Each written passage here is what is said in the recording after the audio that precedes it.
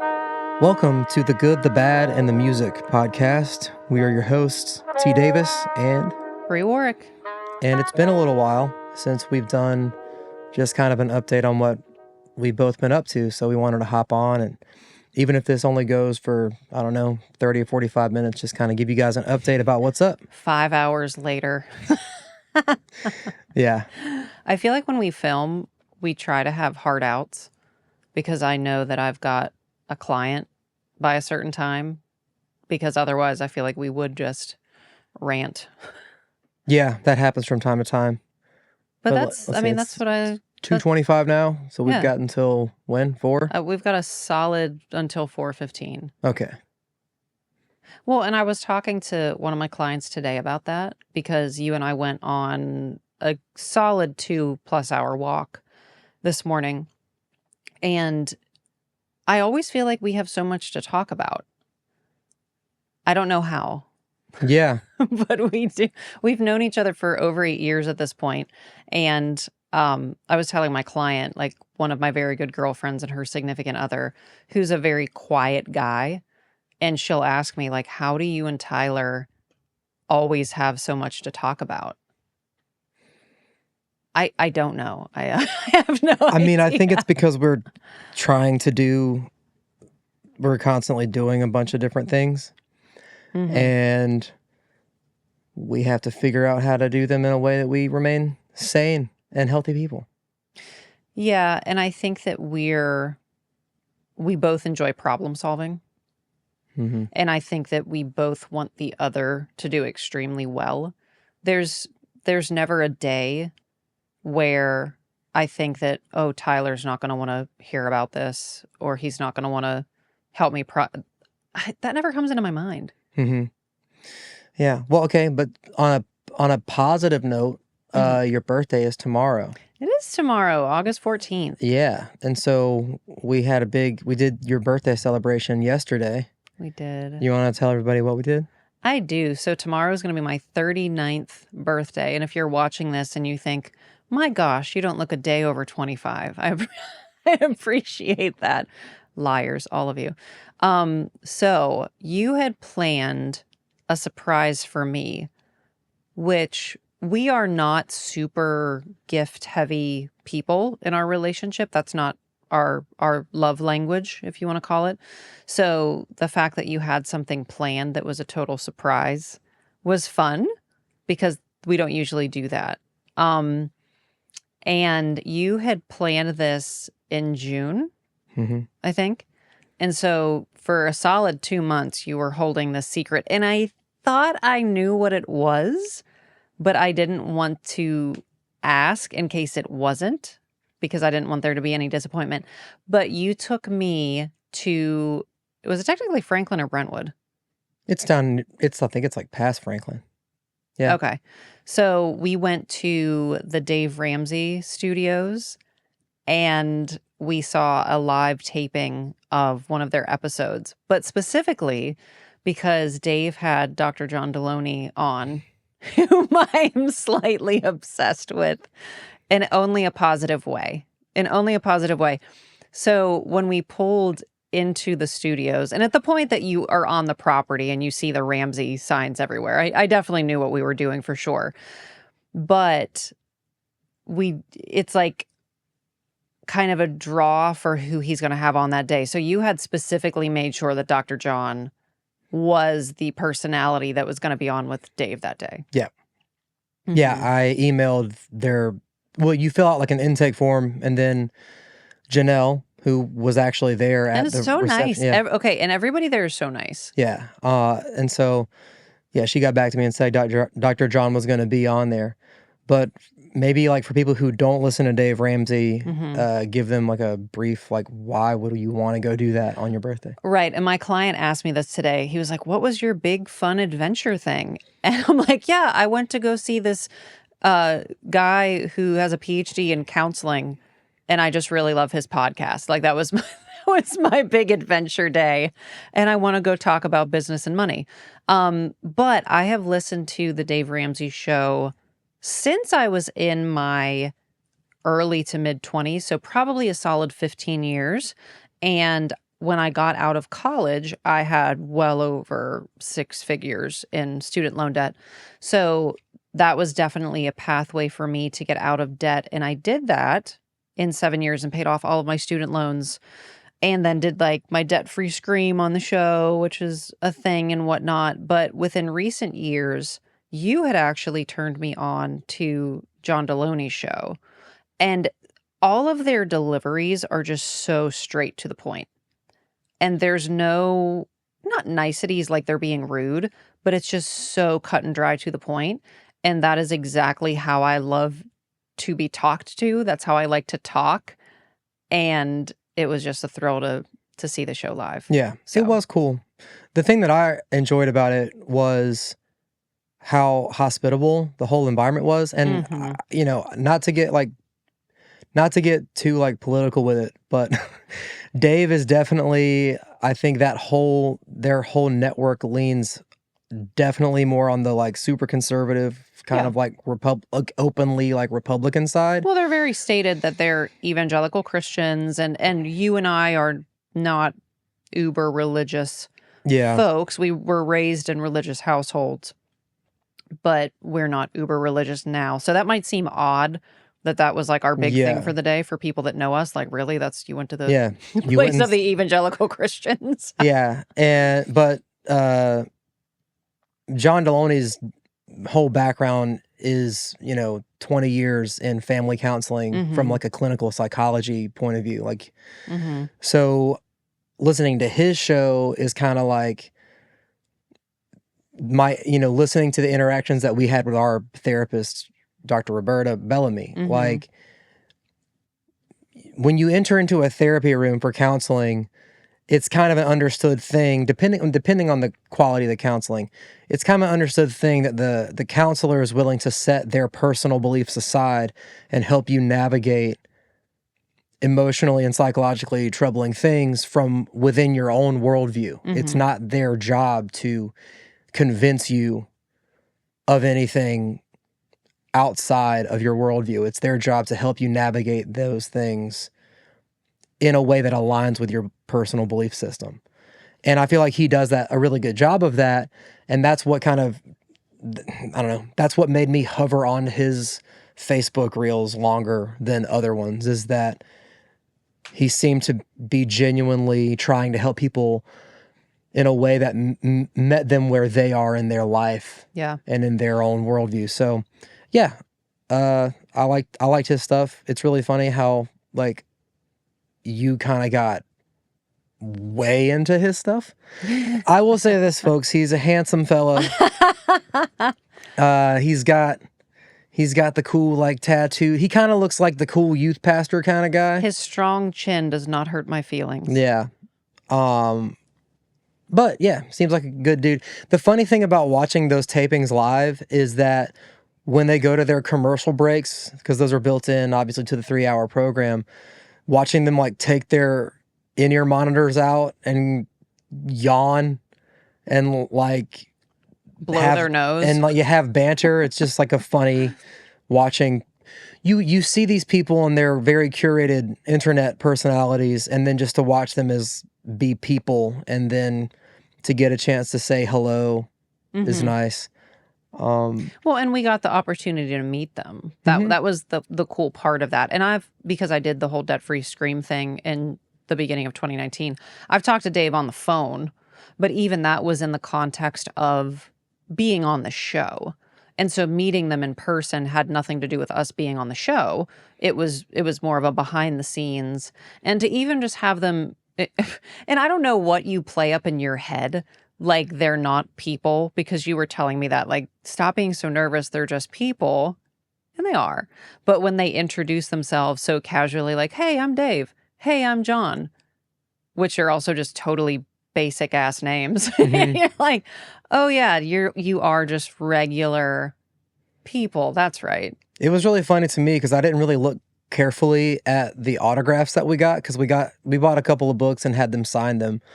But like, I got Dave to sign the book that I bought, and he literally just writes Dave and not in like a fancy cursive. It was like all capital letters, just Dave.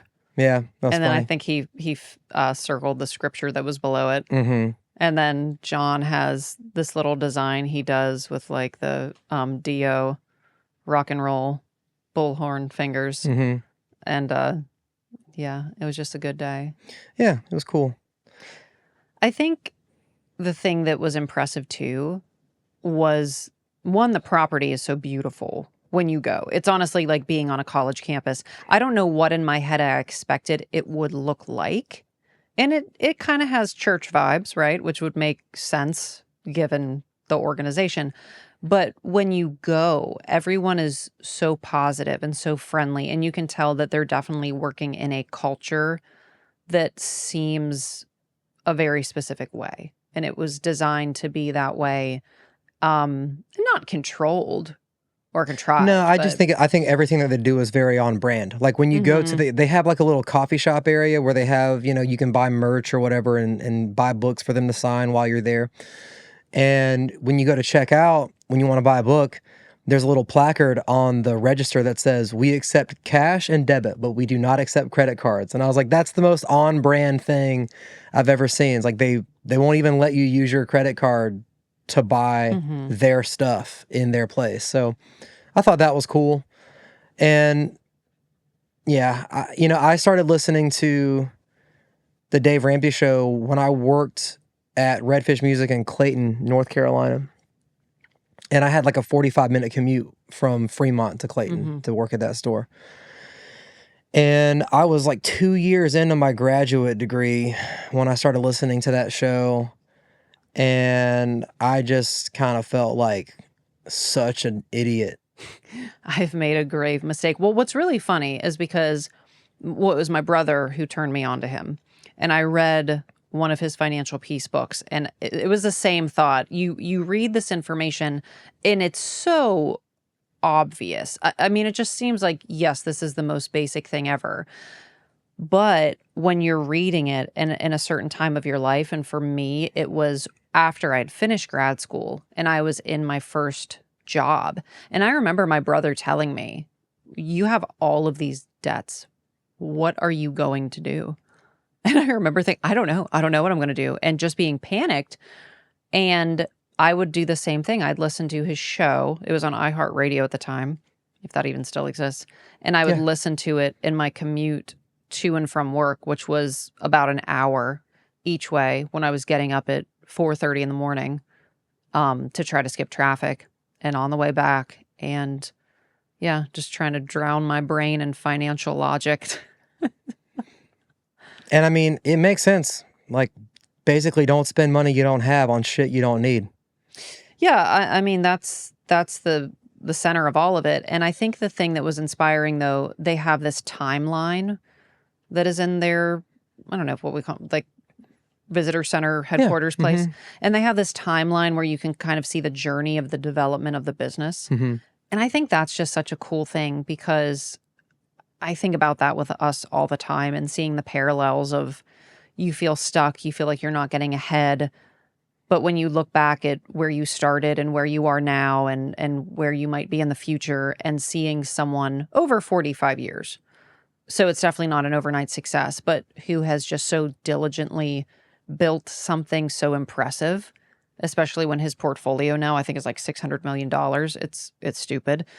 It it opens the eyes to the possibilities of what you can possibly do in your life Mm-hmm. and also the people that you can help and influence.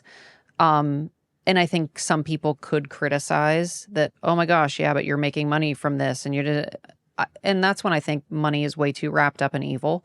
And when we think about the good it can do and probably all of the positive work that that organization has done, regardless of your religious belief systems, it's pretty staggering. I mean, Yeah. it was nearly overwhelming. And we were there for 4 hours about, because I think we got there maybe an hour before the taping and it was from 1 to 4. So when you're just kind of in that, it's pretty impressive. I would definitely encourage anyone to go, Mm-hmm. especially if you feel like you need to rattle your cage a little bit and look at Yeah. the possibilities of what you could potentially do in your life. Yeah. It was cool. I mean, it's funny though. As we were there watching the show, I felt like I do this thing where I get like really freaked out about not being far enough ahead in life, financially or professionally. Mm-hmm. And we were sitting there, and I think I heard like they have little announcements that play. It's probably like the commercials, like we're hiring or something Yeah, like and I that. was like I was looking at jobs there. We were like in between their talks and in the commercial breaks, you'd be looking at their job postings, And I'm which you like, would be qualified for, technically yeah, speaking, like the sound engineering. I could probably do the audio engineering gig that they have. But So Dave and John, if you're listening and you need a guy, we know a guy who's available. yeah, but then I always circle back to no, we moved out here to do the thing that provides the most flexibility and freedom so that I can try to pursue the more artistic route where like I have control over what I'm doing. Mm-hmm.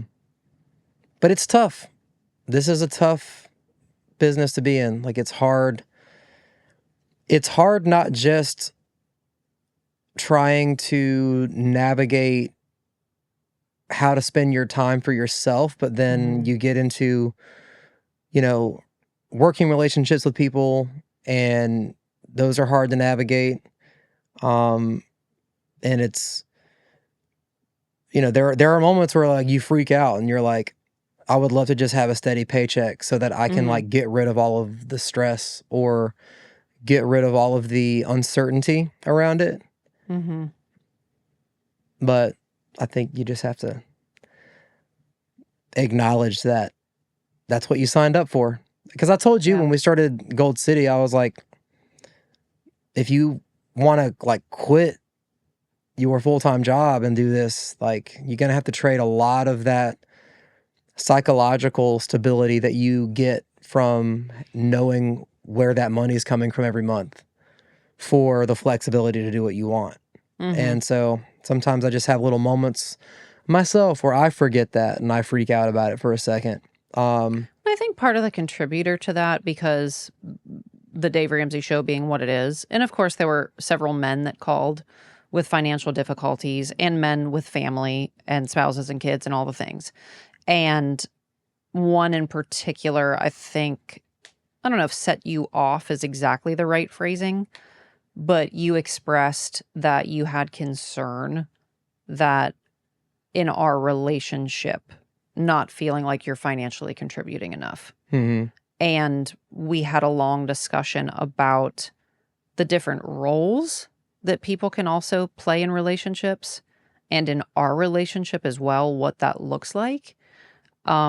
Because if, for say, you did have a 40-hour a week in the box, 9 to 5, Monday through Friday job, the whole purpose of the benefit of the job that I have at the hospital doing Friday to Monday and 410s is that it really does give us the flexibility midweek when you might be more available to also do things like this. I mean, as we're recording this podcast, right? Mhm.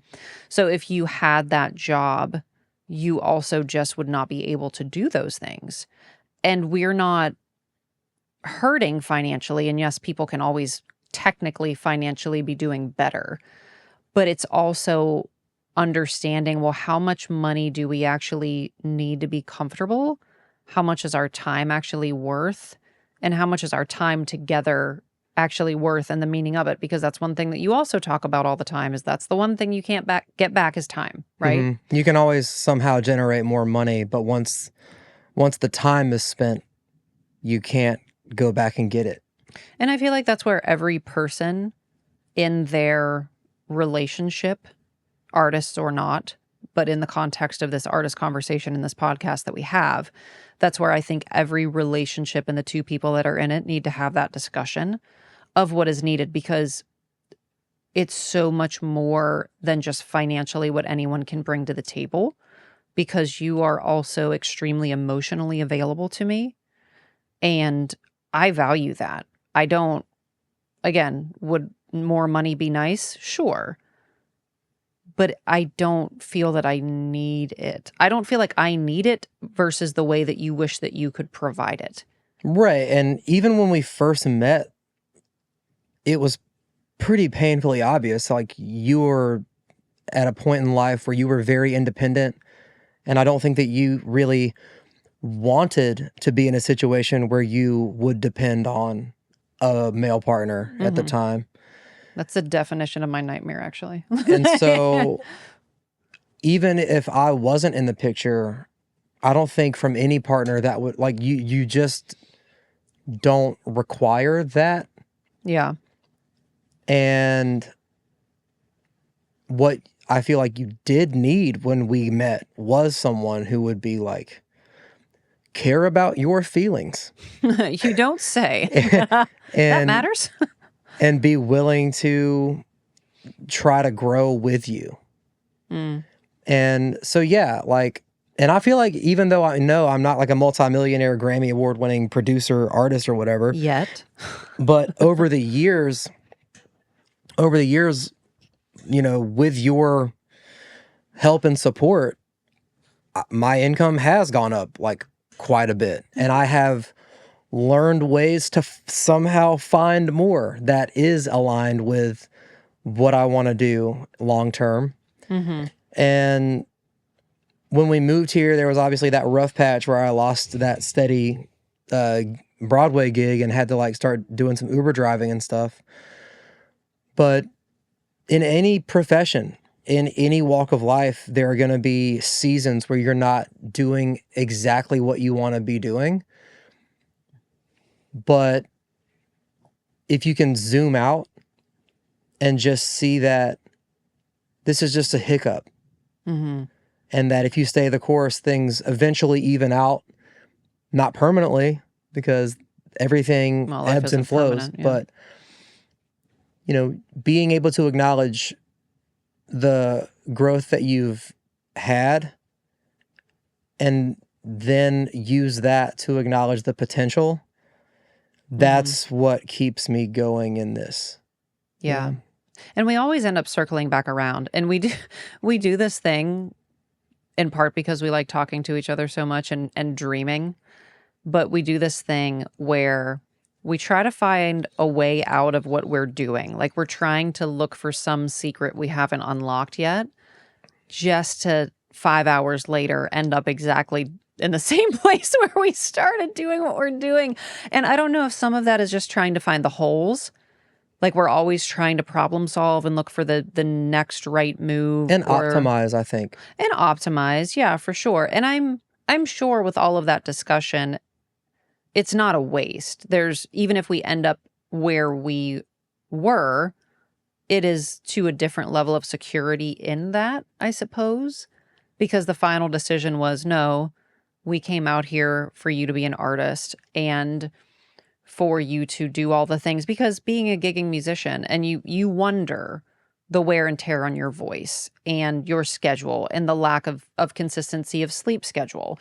I think that's what bothers you about it, that makes you wonder, okay, is this the right move? Should I be doing something else? Do I need more security? And that's a hard thing to navigate, because those things are real world issues with this kind of lifestyle. Yeah. The older I get, you know, when I was 25, if I had, you know, a night where I played, you know, 8 shows in 6 days and they're all solo acoustic shows for 3 hours, I could wake up after one decent night's sleep at the end of that week and feel like my voice was functioning pretty normally. And now if I have a few days where I've like been singing hard, you don't wake up like perfectly recovered like you used to. Yeah. So I'm having to acknowledge those things, but I think in talking it out, and this is why the communication and having an open line of communication, even if you feel like you're, you know, beating the dead horse or circling the drain together, when we talk these things through and at the end we're like exhausted and it's like, well, we just got right back to what we're doing, we still in those conversations arrive at, okay, well, you know, now that I think about it, maybe I really need to be more mindful of my bookings. because I don't want to injure myself in Mm-hmm. the short term and affect my long-term vocal health for money. Mm-hmm. It's just not worth it, you know? Like, I realize that every gig that you don't take is potential for you to miss opportunities. But if you do that in a way that's unhealthy, and then when those opportunities come, you can't perform at your best, that's also a problem. Mm-hmm. And, you know, even today when we were on our walk, just talking about, you know, things that we're dealing with, you know, in the moment, even when like the answer doesn't immediately arrive, like I noticed today this like behavior trait that I am now, like, it just became crystal clear to me. I inherited it from my mom.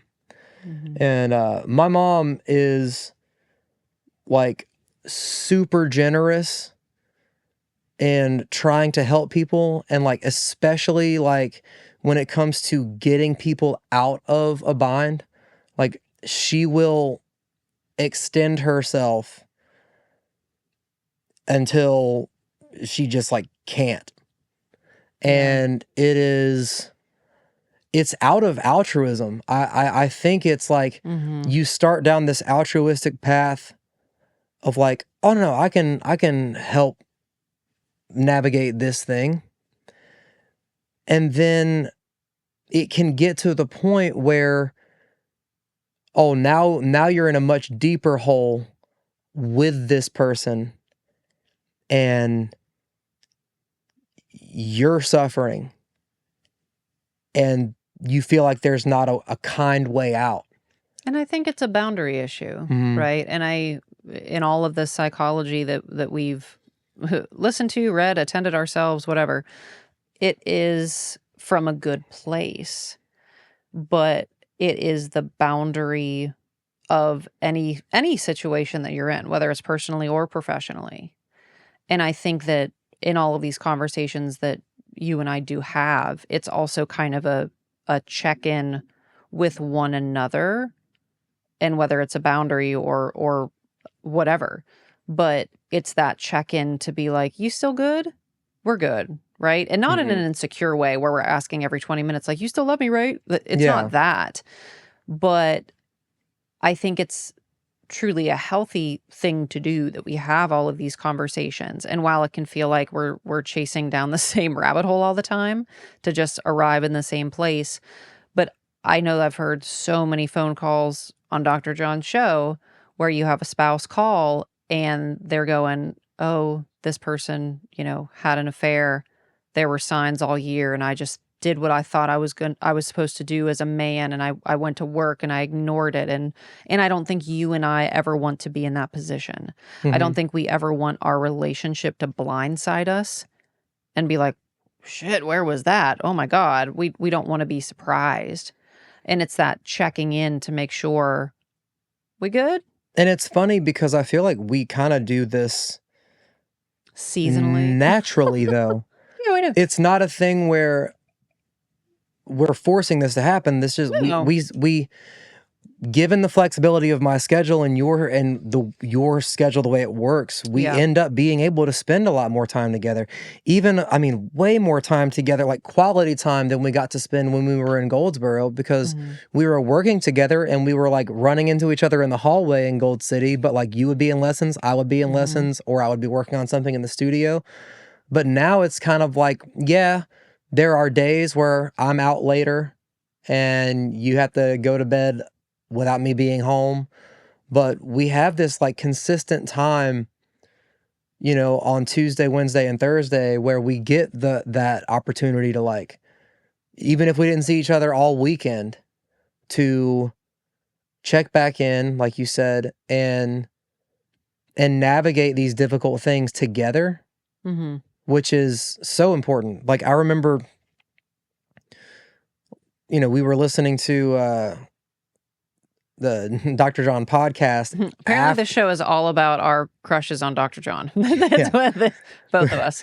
we were listening to his podcast after we left the studio yesterday, And, you never know like what life is going to throw at you. And so making sure that the time you're spending with your loved ones is like quality and not just in passing is like super hard. And that was the other thing. That was the other kind of thing. Like, was navigating like some professional things like with like the songwriters round and stuff yesterday at the same time as I was attempting to have a less online day and be present with you. And I feel like for long stretches of it, I was able to do that.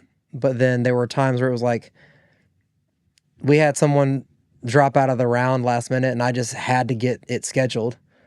And it was like, I hate that. I hate that it like. But I think it's also, to me, it's kind of like being disappointed if you're married to a doctor and it's like, oh, well, you're on call and we're in the middle of dinner and then you got to leave. I mean, we know what we signed up for, right? So it's also trying to be understanding when being understanding is needed, and when the opportunity arose, telling you like, hey, can you do not disturb at least while we're in dinner? There's at least snippets of time. And I will exercise that do not disturb button like a mother. And maybe it's for 45 minutes at a time. Maybe it is an hour, if I'm with a client where literally I just don't need my phone going off. My phone's on do not disturb right now as we're filming this. Mine too. Yeah. And I think it's recognizing that no, we don't have to be entirely available. But there are times where, yeah, things kind of do need to be handled. And being an adult and understanding that, okay, well, I'm not 6. Just because it's my birthday doesn't mean, well, the world stops now. Yeah. Yeah, in a perfect world, but that's also not what we signed up for. If we both had somewhat low-level jobs where it's like, okay, well, if I'm not in the office, I'm not needed. And I don't consider my job at the hospital a low-level job, but for the most part, I can detach. And if I'm not clocked in, you don't need to talk to me. You don't really have that luxury. Yeah. So it's trying to be... And that's that trade-off. And that's that trade-off. That's part of that trade-off is like opportunities come up for gigs, opportunities have to be discussed. Things change last minute. Yeah. And I mean, honestly, but that's the trick of being in this business and minimizing those things is carefully choosing who you're doing business with and what venues you sign up to play at. All kinds of stuff. Like, and it's protecting your peace. And I'm quite a bit older than a lot of my coworkers at the hospital. And some of my female coworkers were asking me because they listen to this podcast. And when I had the episode with Brittany Reese, which if you have not listened to that, go back and listen to it. It was a great conversation. But we talk a lot about somewhat of a protective bubble that we put around ourselves to where we can still feel like we are 100% present with people, but while protecting our own peace. And one of my coworkers was asking me, what are you doing behind the scenes? What are you doing at home when you're cultivating this type of mindset? And honestly, part of it is not associating with people that are a drain on my mental energies and not signing up for things that are a drain on my mental energies or that affect my sleep. And sometimes that does mean that maybe I'm not showing up for something. And I would love to be fully present at every single opportunity that I get. But quite frankly, sometimes it's just not possible, and I have to pick and choose those interactions very, very carefully. I really do. And that's hard. Yeah. I think the boundaries thing is in this industry is hard because you never know what opportunities can come from every little tiny interaction. But here's what I want the good people to understand as well, that when you are operating in an abundant mindset, and we've seen this time and time again. So if I lose a client, instead of being disappointed, because the clients fall off, right? They move, they whatever. If that happens, I try to replace the thought with they are making space for a better opportunity. And I feel like it's the same with you, that if you lose a certain gig, if a certain relationship falls to the wayside, it has happened to make space for something better that is going to come along. Because truly, as much as I hated to lose people when we moved here that I had been otherwise instructing for years, I really tried to tell myself, our time has passed. That soul contract or whatever, that piece of that relationship has come to its time. It's been stamped. And it is opening the gate for a next level of me and a next level of opportunity and a next level of people to work with, to help, to influence, all of those things. And I feel like where people screw themselves is they try to stay in any type of relationship, personal, work, friendship, it doesn't matter. They try to stay in it way too long. And it's like rotted fruit that's been sitting out on the counter. And instead of throwing it away and getting rid of the fruit flies, you're like, no, we're going to try to salvage it. And then it just ends up being so much worse that if you just would have snipped it and gotten rid of it to begin with. It doesn't have to be so complicated. It doesn't have to be so hard. And I think that being at the Ramsey place and listening to Dave and Dr. John and seeing how truly cut and dry things can be, it shook our cage a little bit. It was making us think. Yeah, and also it wasn't just that their delivery is very direct and to the point. It was everyone in that place, like, I'm not trying to say it's like a cult vibe. But everyone was very kind. But two, like, you can tell that everyone who works there is bought in to the mission and the culture there. Yeah, and they have an understanding of how it's supposed to operate. And I think that's why it seemed so hospitable and welcoming, is like you're walking into an environment where you're on the team or you're not. That is a private company. They are not publicly, I don't think they're publicly traded. I'm pretty sure that's just, it's a private company. And so when you get hired there, I'm sure that they weed people out who don't match up with their core values pretty fast. And that was like inspiring to me. It was like, you gotta like, it's that boundaries deal. Well, and you're avoiding so many problems down the line. And this is exactly why any two people can be in a relationship for a year, right? You can fake it. That's why I really feel like, to an extent, people that get married quickly, and of course there's anomalies, but we got married after being together for like 7 years, that we'd been through literal pandemics and storms and sick parents and businesses and houses and all of these things. And if you're with someone for a year, it is so easy to be sunshine and roses and only the good days, and you're presenting your best self. Like, I want to see what you look like when you're puking at 2 a.m. Like, I want to see what you look like when you've had a bad day. Like, you have to see all of those sides. And so I do not fault any organization that's like, this is what it is. If you don't like it, get out. Good luck. And that's no hard feelings. Like, best wishes, man. And it can be the same exact situation in a personal relationship, in a business relationship. There is nothing wrong with being direct and honest. And there's such a culture that it feels like we have to fucking tiptoe and eggshell around everything, everybody, that, oh my gosh, well, I don't want to come off as this way or that way, or, oh, if I'm this type. Oh my, it's exhausting.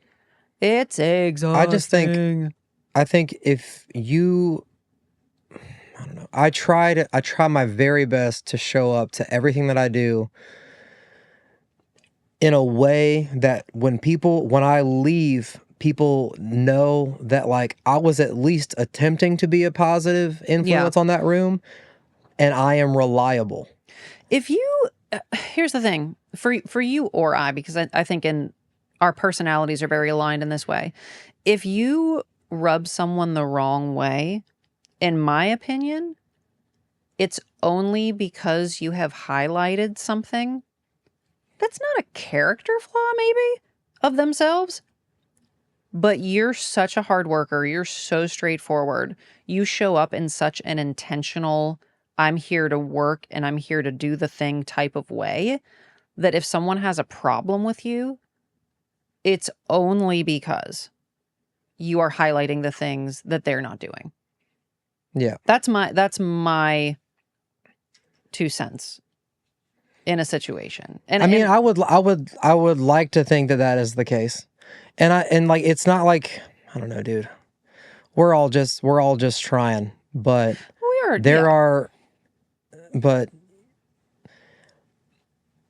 I have had a lot of interactions in my career where you know, for example, you agree to be at this place at this time because we're gonna like do a recording project. Mm-hmm.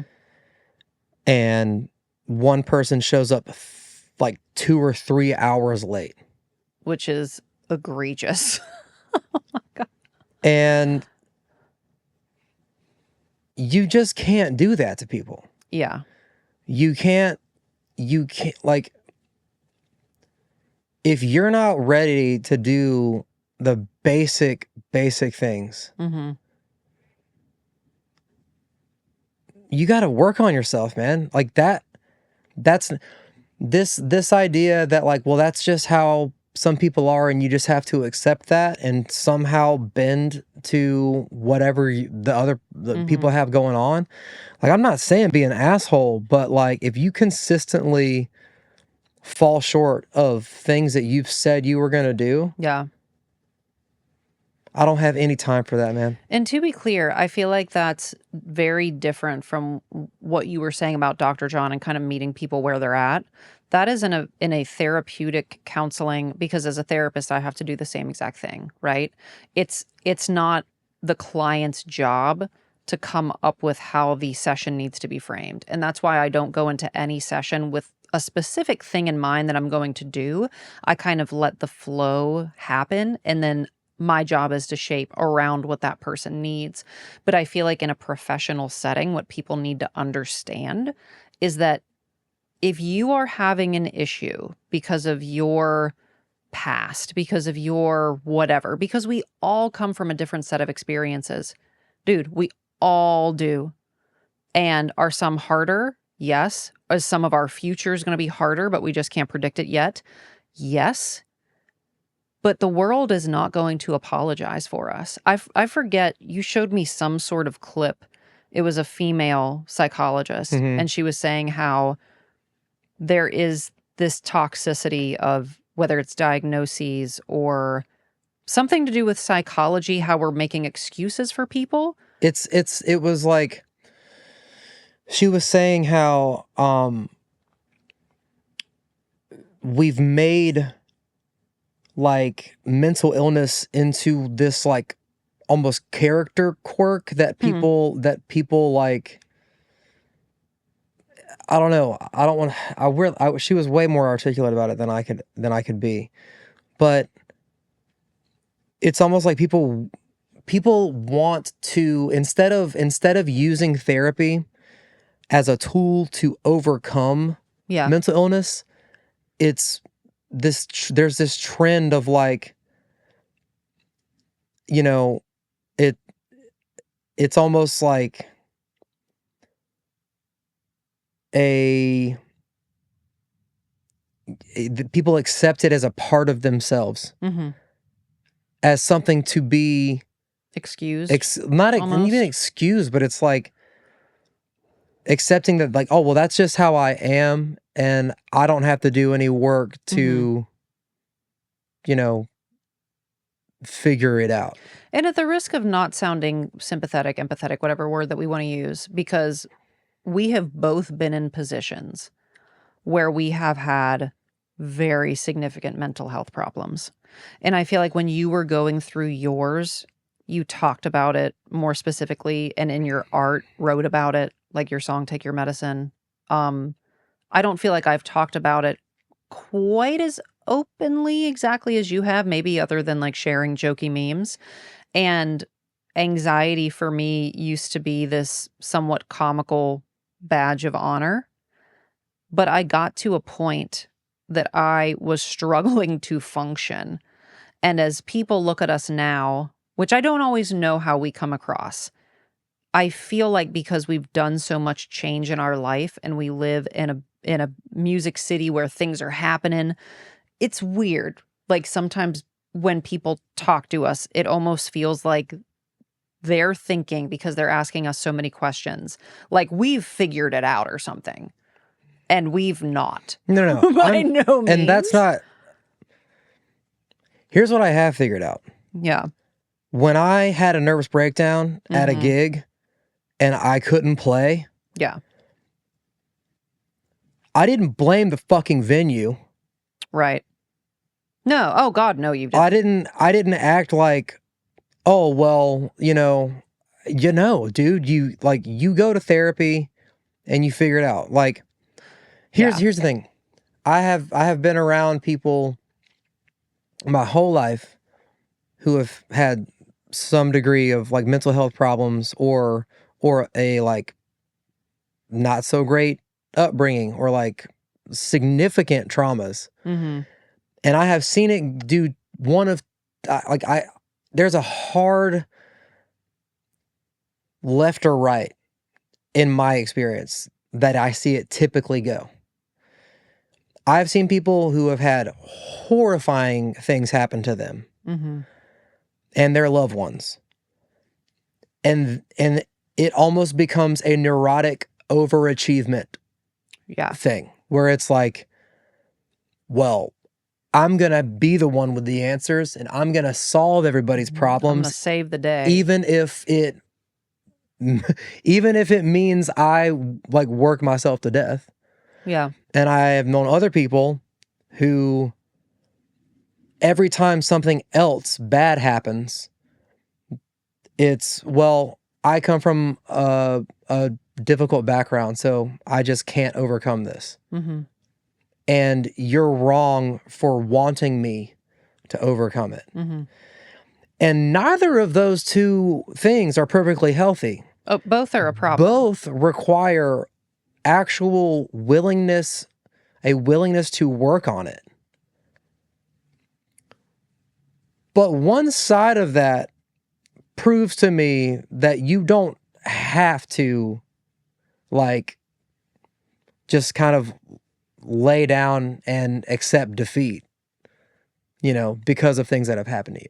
And I think generationally speaking, when we look back across the decades, I think we both see in our family histories where mental illness has been present, but it was not called that, or it was covered with substance abuse or workaholism or whatever, right? And I've really tried to go to a lot of therapy to figure all of that out, because I think it's very easy to say, oh, well, because of this parent or this sibling or this or that. And it gets to an age where you have to accept ownership for it. And it's not making excuses. It's making it understandable that, yes, I react in this situation because of this. However, it's still my responsibility as a grown adult person to handle it. to handle it. Or just fuck the rest of your life. Yeah. I mean, truly. And I have been in the position where I was extremely either depressed or anxious, but I didn't know what it was. Mm-hmm. And I would have long stretches when I was in college where I would just lay in bed all day. And I don't even know if I've ever told my parents this, but I think I was probably extremely depressed. I was on psychiatric medicine for a period of time that I got from, the mental health counseling at school in West Virginia. And I was failing classes and just in a horrible state.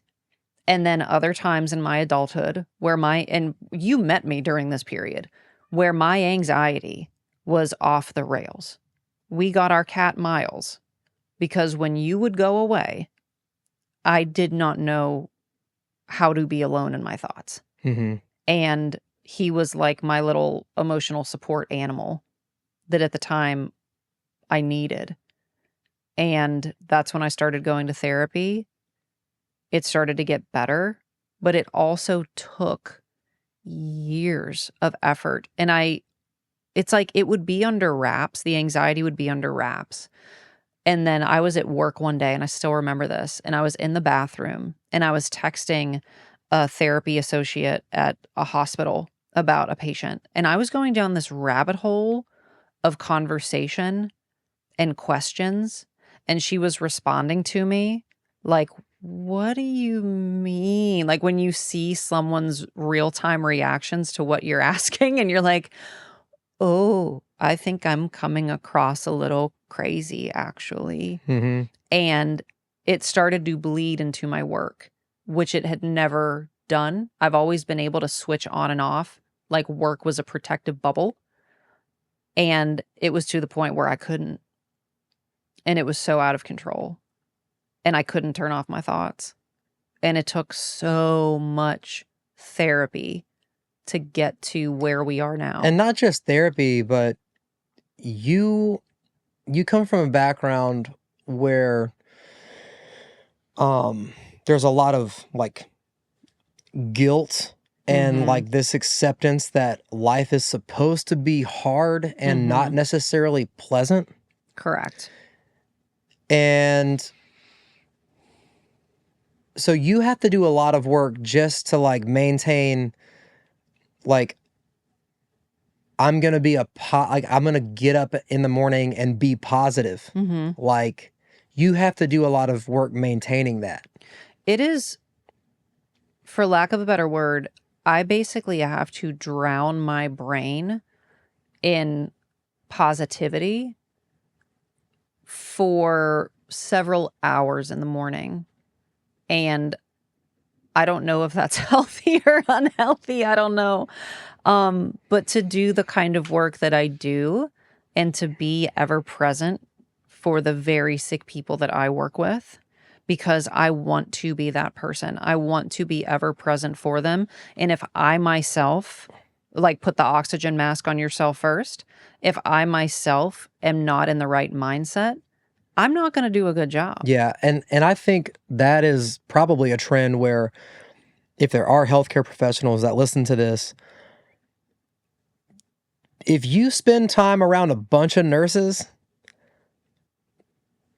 or people who work in, geriatric care, end-of-life care, a lot of those people are doing a lot of drinking and smoking and partying and basically, and I'm not saying that I blame them. I'm saying you don't do that. And so you're not like dissociating outside of the hospital. You're trying to be on and doing other things for yourself. Right. I think there are people who it's like, yeah, this shit is hard. So when I get home, I'm going to have a couple of cocktails and I'm going to veg out and watch a bunch of whatever. Yeah. Or I'm going to go out and drink with my friends. Right. And we've both made this very conscious effort to drink significantly less, if at all. And so what are you going to do with those feelings when they come up? What are you going to do? What are you going to do, Jack? Yeah. But the thing that you're choosing to do is drown yourself with positivity. Yeah. And people might say that's weird, but hey, you're not drinking a bottle of red wine every night and passing out. Right. Like, and again, like, it's kind of hard to say that without coming across as judging. Right. I'm not judging you. Like, if I could You're never not judging because I you've could been there. I could never work in that environment. I could not be where you spend 40 hours a week So during COVID, without having an alcohol problem. so during COVID, and again, what do we call like an alcohol quote unquote problem? But do you remember specifically when COVID started? One, I went out and bought a really expensive sports car. Two, I also would come home and have multiple tequila related beverages every day. And to our credit, that was a rough time for pretty much everybody in the planet. So but I think that a lot of people have carried some of those behaviors over and not yet gotten through it. Mm-hmm. And it's not judgment because, again, we've been there. Oh, I used to drink a lot. You used to drink at least like 6 IPAs at a gig. And it wasn't even that I was in my head thinking, oh, I feel bad. And but I think you're young. People are handing you alcohol. You're like, this is great. Yeah, like it's part of the culture of kind of like, the nightlife live music vibe is, yeah, have a couple of drinks or 6 beers or whatever and have a good time. Like the takeaway from all this, dude, like we want to live a certain life. And I know, even just given your cardiac history, that we don't know with any of our healths how that's going to go. Mm-hmm. But especially for you, given that you had open heart surgery the day that you were born, and by default, and to no fault of your own, are at more of a medical disadvantage than some people, which I feel like people, when they see you and they see you walking around, they're like, oh, Tyler's like a super healthy guy and he's super whatever. And you're like, yeah, and I died like 7 times when I was born and have had a long-term relationship with a cardiologist. Yeah.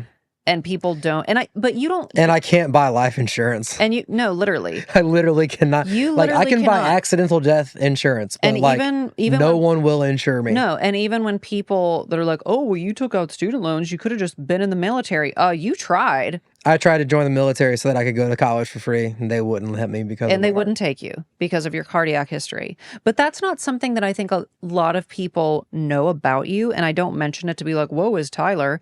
I mention it because these are those things behind the scenes that if people think that we've just got it. So fuck no. I want to say this, like, all of this shit that we have, we like busted our ass for. Mm-hmm. But 2, like, here's the thing. I always am going to acknowledge I'm a cisgendered, heterosexual, white fella, okay? There is an insane amount of privilege just walking around. No one follows me through grocery stores or convenience stores. I don't get called out of the line at the airport. I don't know. All of those things, 100% I acknowledge them. But, like, my dad was a musician and my mom was a hairdresser. And so I was born into like hundreds of thousands of dollars worth of medical expenses. And they didn't make a lot of money, man. Like, yeah. I honestly, not only for the sake of the like trauma of having that sick of a kid and having to figure out on,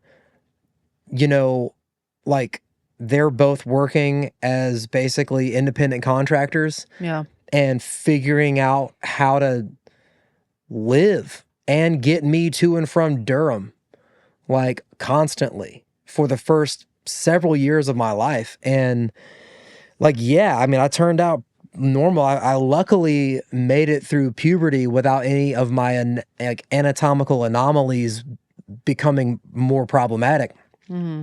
But my parents went through fucking hell, dude. I mean, like, it was a nightmare for the first year of my life. And then the uncertainty of, is this outcome going to, because like I had to have catheterizations for pulmonic stenosis, which is, if you don't know that, it's a narrowing of the pulmonary vein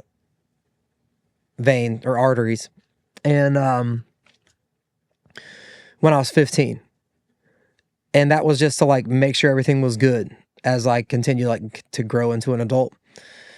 And I've been very lucky, but a lot of people that have what I had have way more complications in Or childhood. died. Or died. But it's less common with the advancements in the surgical procedures. But like, I don't come from like a multimillionaire's background. Like, my parents put me through private school, but it was like scraping by to do it. Now, do I this half of me wish they'd have just put all that money in like an IRA for me to get when I was 25 or whatever? Yes.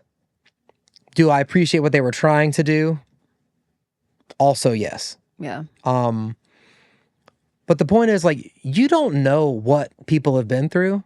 Yeah. And I don't know. I think it's really easy to just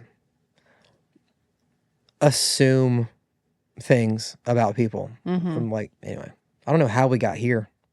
Anyway, I don't know. We've but I like it. But I love, this is the good and the bad and the music, right? Yeah. Like I feel like these are good and these are important conversations. And when it comes to our relationship and something that we were talking about today, I know so many women who have spouses that, like, man, they look good on paper. And when you feel at all bad about the money you provide or where you come from or the whatever, like, fuck the paper, dude. Fuck what looks good on paper. Because I think that everybody needs something different. And what you are able to provide in our relationship is extremely important. I think there's so many pieces based on what my personal background is, which is something that is a very anxiety riddled structured box of what life is supposed to look like. Like, you have shown me what it looks like to live differently and to be outrageous and to be anything you want to be. Like, you're such a dreamer that I need it in my life. Like, that is the function that you serve that defies the paper, right? Well, I do what I can, buddy. You do what you can. Exactly. Yeah. And I think how we got down the mental health rabbit holes because we were talking about Dr. John and all of those things, but also how we want to show up as professionals. And we've both had those mental health struggles that we have had to figure out how to navigate. And we've had to figure out what that routine looks like. And it's been years of work to get there. And I feel like as I approach 39 tomorrow, I'm just really happy with how things have turned out. Yeah. And I know it's not perfect. I don't even, what is perfect anyways? Like, what does that even mean? I don't even know what that means. I think it's what works for you. We're about as good as you can get without having the luck equivalency of winning the lottery. Right. For material purposes. Sure. Like, what we have, the rapport that we have together, like, it's really, really hard to come by. Yeah. So I count my blessings where they really matter. And we can eat, we have shelter, and we can talk to each other. Well, and I think it's framing the lens. We've been talking about that a lot lately too, is is not settling in the disadvantages. Like if we wanted to play the game of all the things that we don't have, we can play that game. But it's framing the lens for how you just want it to look. And I want our lives to look abundant. I want to feel and look balanced. I want to look like I have a good relationship. And all of those things are true. But if I wanted to frame it differently and more negatively, I could. Yeah. I totally could. Because I have talked to people that are like, oh, but like you're working for the man, you're working for the insurance systems, you're working in a hospital, you're working. I mean, yeah. And I single-handedly am not going to change how the health insurance system works. But that's also why I've designed a business to where I don't have to play the game in the health insurance land. And I can kind of do whatever I want. Yeah. I'm not harming anyone. So as long as I'm flying straight, I can otherwise then do what I want. And I would like to say, you know, we kind of briefly talked about you paying off your student loan debt. But you busted ass for 7 years. Yep. To be where you're at, to where like you don't have to worry about that anymore. Part of my motivation for those who don't know financially how therapy can work, working in skilled nursing is oftentimes one of the highest paid careers you can have as a speech therapist. Because nobody wants to do it. Right. It's very hard work. It's mentally taxing. It's not very rewarding. But again, trying to frame the lens differently of how I'm actually helping people, right? And so I did that for, oh my God, how long? 14 years. The math is, I thought it was shorter somehow. But I was at the same place for 5 years. And I then did travel therapy. I sold all of my belongings that I had, moved with my spouse at the time into my old childhood bedroom, into my parents' house, sold all of our belongings, and hit the road because that was the other highest paid option, was to then do travel therapy. Man, I wasn't taking vacations. I wasn't doing this, doing that. I mean, I feel like I had no life and was in a marriage that was not exactly the most positive and still trying to make it happen. Yeah. Like, I know I don't make like a whole lot of money, but I go out there and I do something.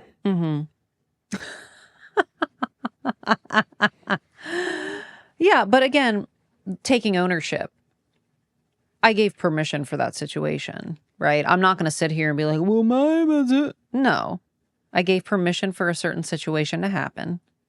I own that. And I think a lot more people just need to own their situations for all of what it is and see the role that you've played in any of that is what it comes down to. Yeah. I'm trying to remember what movie it is. It's going to bug me so bad. But, I think it's American History X. Oh, God. Yeah. I think it's this movie. Can't wait to see this. No, but there's a line, there's a line in the scene where the doctor, the principal of the school who like calls the white supremacist kids on their shit. He shows up to the prison after he's assaulted in like the shower, and horrific anyway. It's really heavy.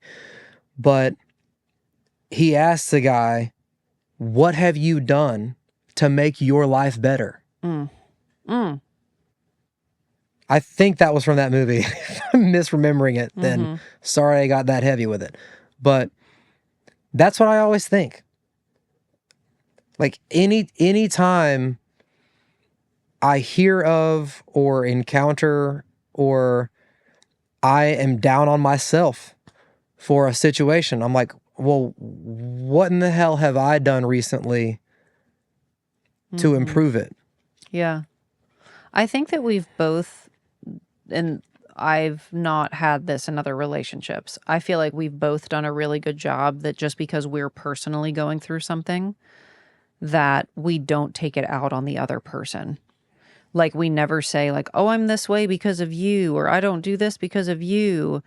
And we take ownership for that every time. And I remember when your mental health was really bad and we were standing in the kitchen in our old house and you were just crying and you were apologizing.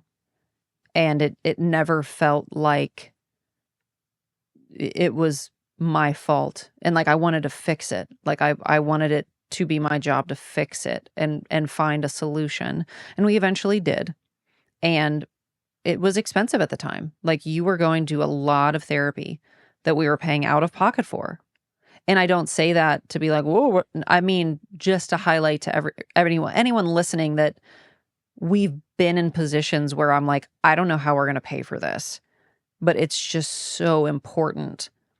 And our mental health has always been a priority.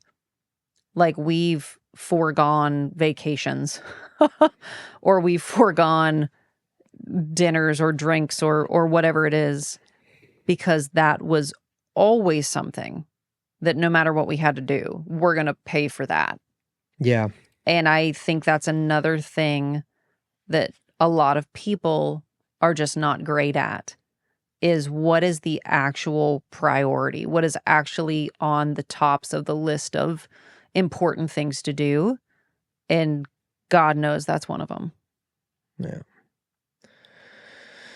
Well, what else is on that list there, buddy? Was there anything else we wanted to tackle? I don't really think we have time. Okay. As we go down this latest rabbit hole. Yeah. Yeah. I think we should probably like call it, dog. It'd probably be a good thing.